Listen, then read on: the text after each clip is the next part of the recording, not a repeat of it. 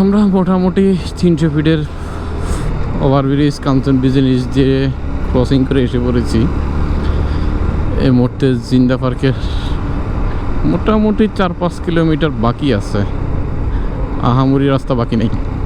তবে এই রাস্তাগুলো ছিন্ন ছিন্ন অবস্থা, প্রচুর পরিমাণ ভাঙা। এটাই তো প্রবলেম।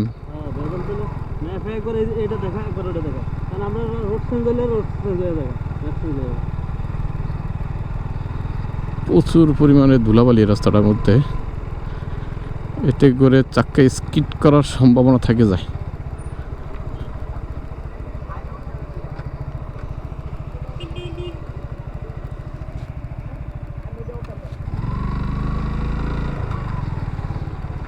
রাস্তা কনফিউশন, কোন দিক দিয়ে যাব।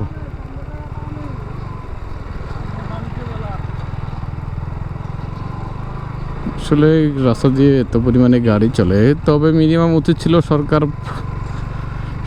রাস্তাগুলো ঠিক করা, সড়ক ও জনপথের।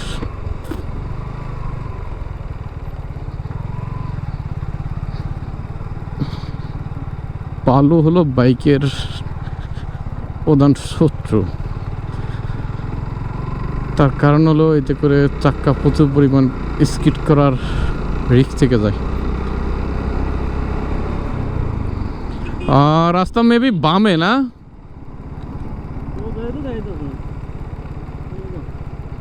বামে রাস্তা নাই।